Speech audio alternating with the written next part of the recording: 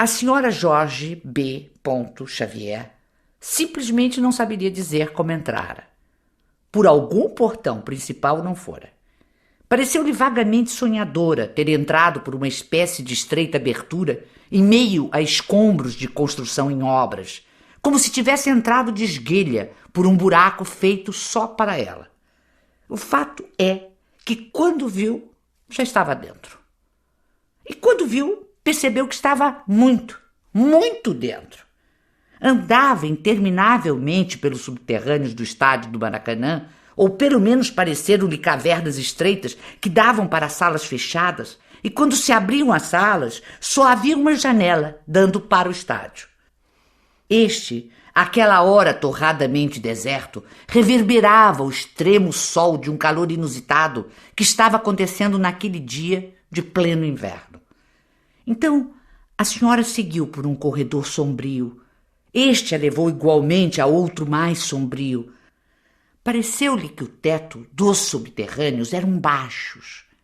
E aí, este corredor a levou a outro, que a levou por sua vez a outro. Dobrou o corredor deserto.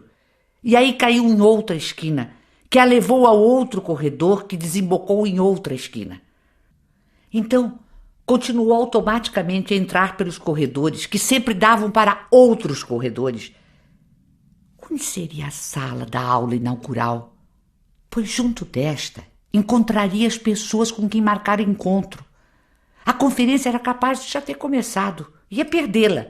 Ela que se forçava a não perder nada de cultural, porque assim se mantinha jovem por dentro, já que até por fora ninguém adivinhava que tinha quase 70 anos. Todos lhe davam uns 57.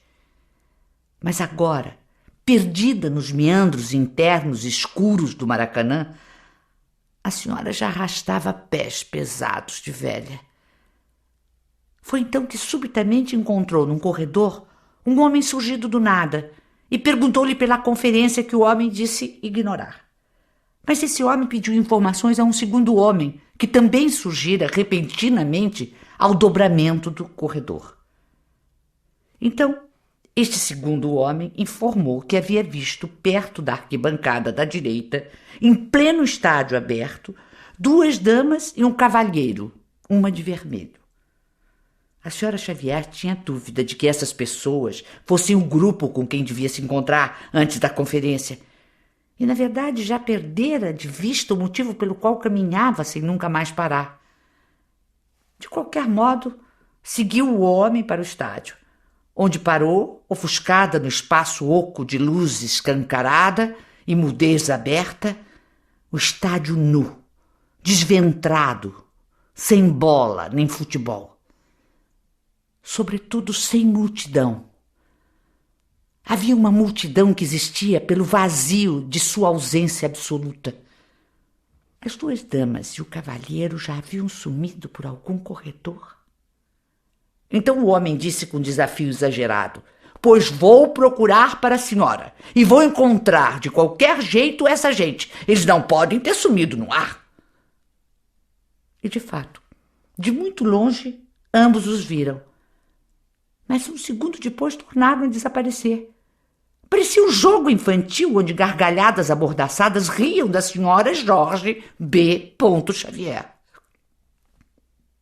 Então entrou com um homem por outros corredores.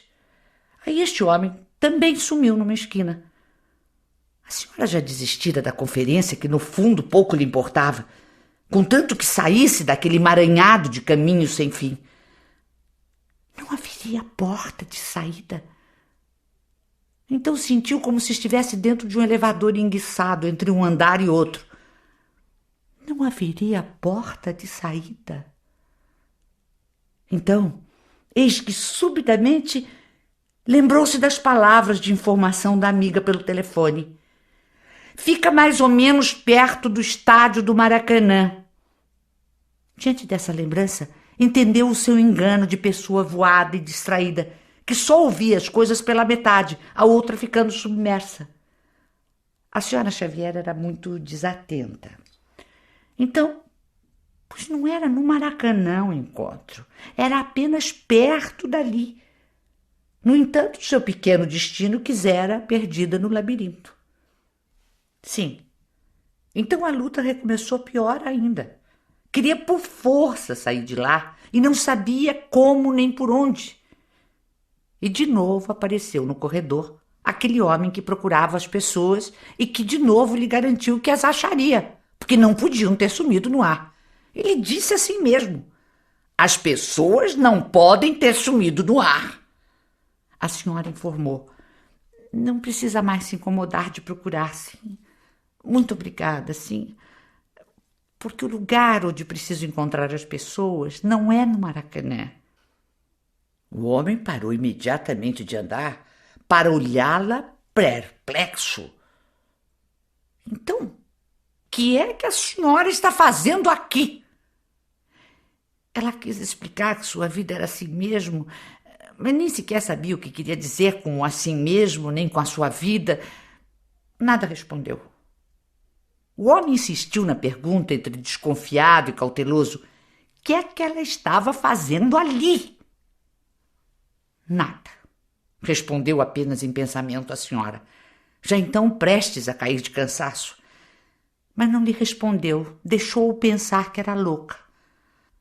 Além do mais, ela nunca se explicava.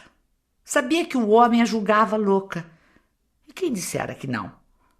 Pois não sentia aquela coisa que ela chamava de aquilo por vergonha. Se bem que soubesse ter a chamada saúde mental tão boa que só podia se comparar com a sua saúde física. Saúde física já agora arrebentada, pois rastejava os pés de muitos anos de caminho pelo labirinto.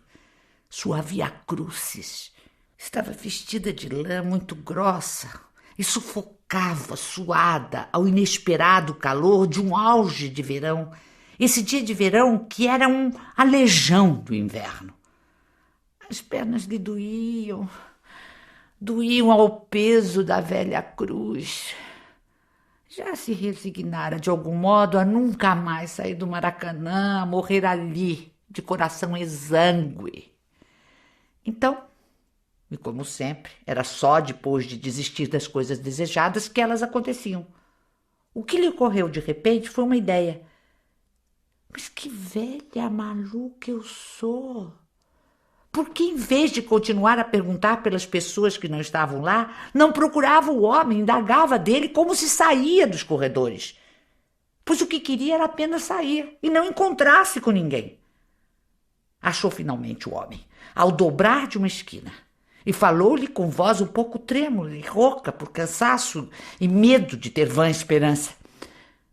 O homem desconfiado concordou mais do que depressa que era melhor mesmo que ela fosse embora para casa e disse-lhe com cuidado: a senhora parece que não está muito bem da cabeça.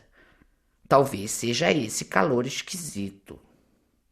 Dito isto, então simplesmente o homem entrou com ela no primeiro corredor e na esquina avistaram-se os 2 largos portões abertos.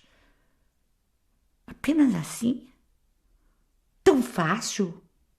Assim? Apenas assim?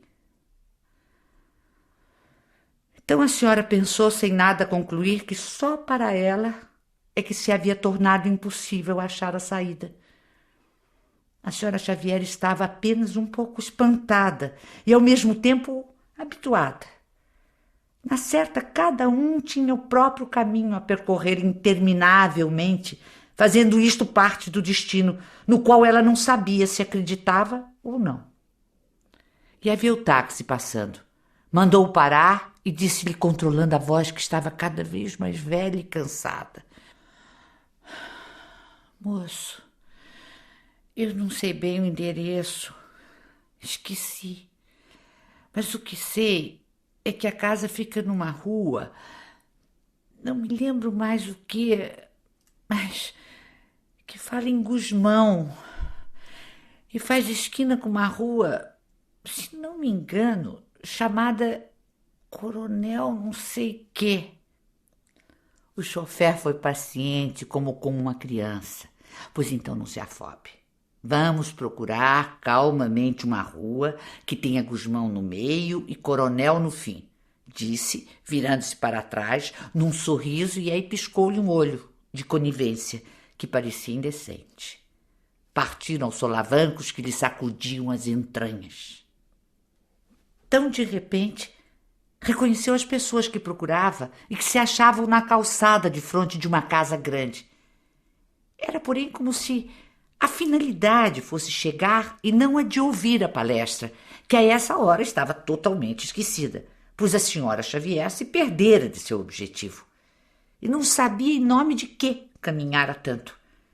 Então viu que se cansara para além das próprias forças e quis ir embora. A conferência era um pesadelo. Então pediu a uma senhora importante e vagamente conhecida e que tinha carro com chofer para levá-la em casa, porque não estava se sentindo bem com o calor estranho.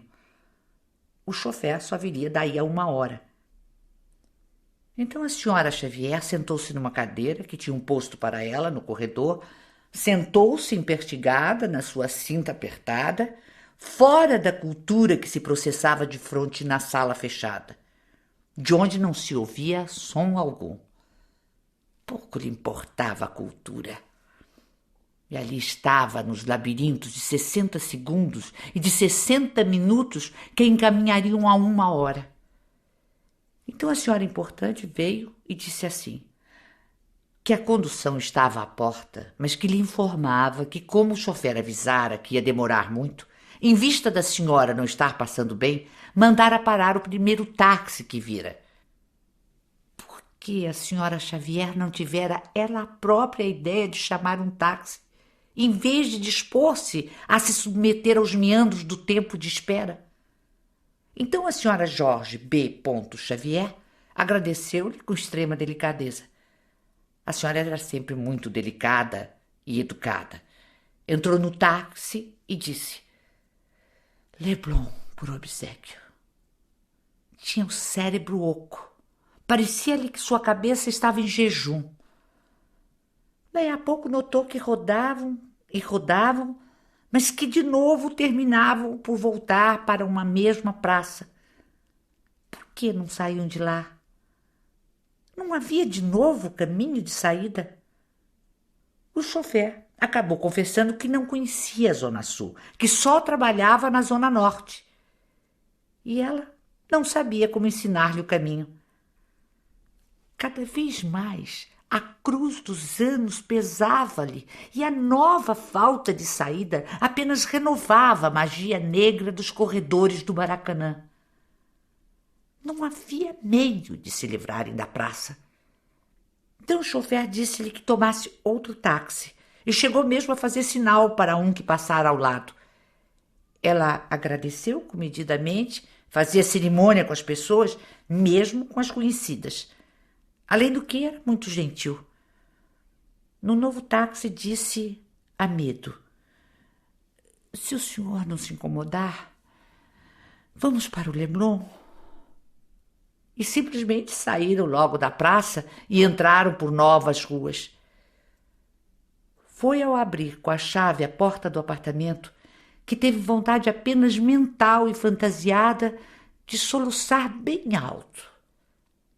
Mas ela não era de soluçar nem de reclamar. De passagem, avisou a empregada que não atenderia telefonema. Foi direto ao quarto, tirou toda a roupa, engoliu sem água uma pílula, então esperou que esta desse resultado. Enquanto isso, fumava. Lembrou-se de que era mês de agosto e diziam que agosto dava azar. Mas setembro viria um dia como porta de saída. E setembro era, por algum motivo, o mês de maio, um mês mais leve, mais transparente. Foi vagamente pensando nisso que a sonolência finalmente veio e ela adormeceu. Quando acordou, horas depois, então viu que chovia uma chuva fina e gelada, fazia um frio de lâmina de faca. Nua na cama, ela enregelava. Então, achou muito curioso uma velha nua. Lembrou-se que planejara a compra de uma echarpe de lã. Olhou o relógio. Ainda encontraria o comércio aberto? Tomou um táxi e disse: Ipanema por obséquio. O homem disse: como é que é? É para o jardim botânico? Ipanema, por favor, repetiu a senhora bastante surpreendida. Era o absurdo do desencontro total, pois que havia em comum entre as palavras Ipanema e jardim botânico. Mas de novo pensou vagamente que era assim mesmo a sua vida. Fez rapidamente a compra e viu-se na rua já escurecida, sem ter o que fazer. Pois o senhor Jorge B. Xavier viajara para São Paulo no dia anterior e só voltaria no dia seguinte. Então, de novo em casa, entre tomar nova pílula para dormir ou fazer alguma outra coisa, optou pela segunda hipótese, pois lembrou-se de que agora poderia voltar a procurar a letra de câmbio perdida. O pouco que entendia era que aquele papel representava dinheiro. Há 2 dias procurara minuciosamente pela casa toda e até pela cozinha, mas em vão. Agora lhe ocorria: e por que não embaixo da cama? Talvez. Então ajoelhou-se no chão. Mas logo cansou-se de só estar apoiada nos joelhos e apoiou-se também nas 2 mãos. Então percebeu que estava de 4. Assim ficou um tempo, talvez meditativa, talvez não. Quem sabe a senhora Xavier estivesse cansada de ser um ente humano. Estava sendo uma cadela de 4, sem nobreza nenhuma, perdida a altivez última. De 4, um pouco pensativa talvez, mas embaixo da cama só havia poeira. Levantou-se com bastante esforço das juntas desarticuladas e viu que nada mais havia a fazer senão considerar com realismo. E era com esforço penoso que via a realidade. Considerar com realismo que a letra estava perdida e que continuar a procurá-la seria nunca sair do Maracanã. E como sempre, já que desistira de procurar, ao abrir a gavetinha de lenços para tirar um, lá estava a letra de câmbio. Então, a senhora, cansada pelo esforço de ter ficado de 4, sentou-se na cama e começou muito à toa a chorar de manso. Parecia mais uma lenga-lenga árabe. Há 30 anos não chorava. Mas agora estava tão cansada. Se é que aquilo era choro. Não era.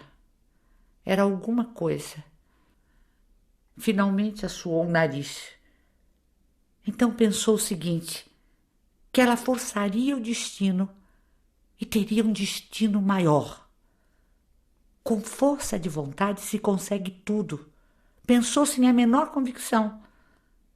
Isso de estar presa a um destino ocorrera-lhe porque já começara sem querer a pensar em aquilo.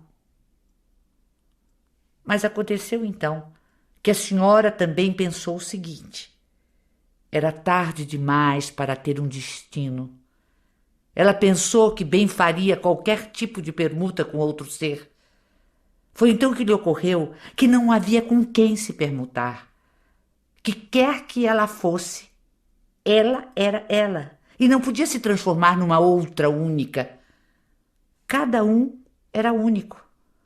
A senhora Jorge B. Xavier também era. Mas tudo que lhe acontecer ainda era preferível a sentir aquilo.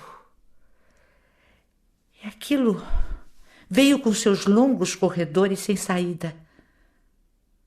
Aquilo, agora sem nenhum pudor, era a fome dolorosa de suas entranhas, fome de ser possuída pelo inalcançável ídolo de televisão. Não perdia um só programa dele. Então, já que não pudera se impedir de pensar nele, o jeito era deixar-se pensar e relembrar o rosto de menina moça de Roberto Carlos, meu amor.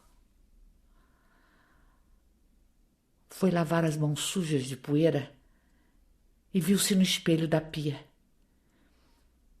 Então a senhora Xavier pensou assim: se eu quiser muito, mas muito mesmo, ele será meu, por ao menos uma noite.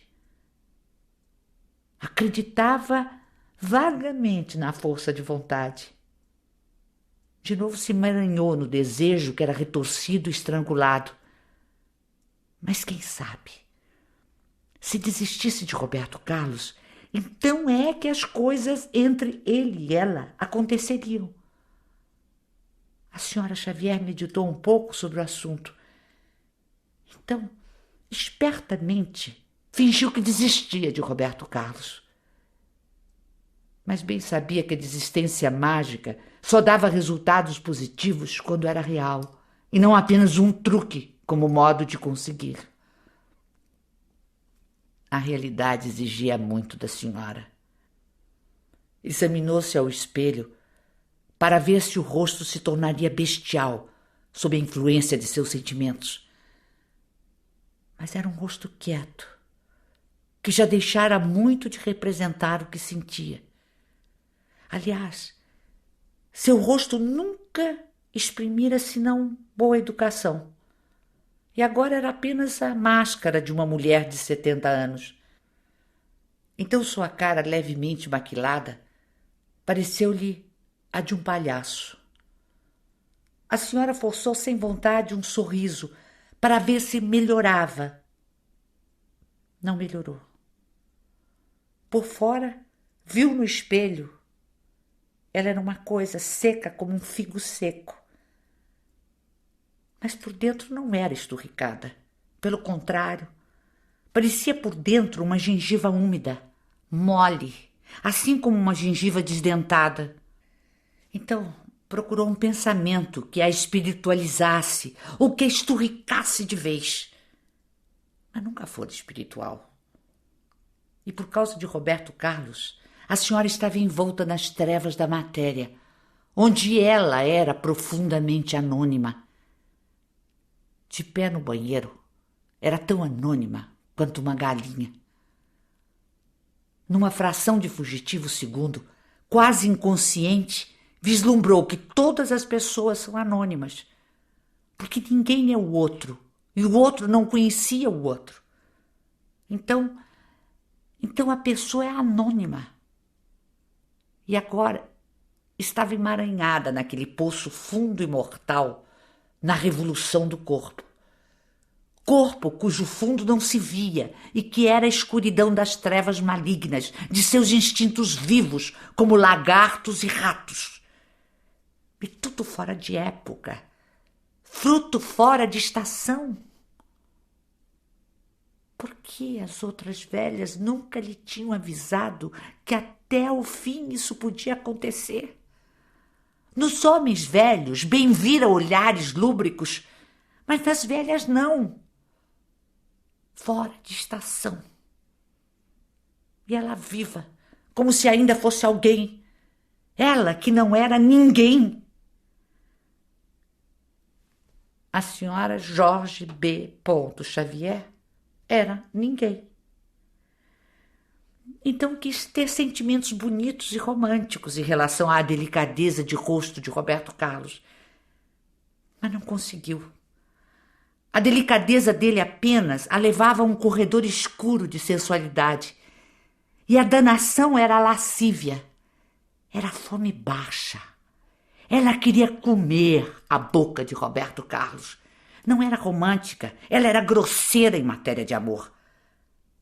Ali no banheiro, defronte do espelho da pia, com sua idade indelevelmente maculada, sem ao menos um pensamento sublime que lhe servisse de leme e que enobrecesse a sua existência.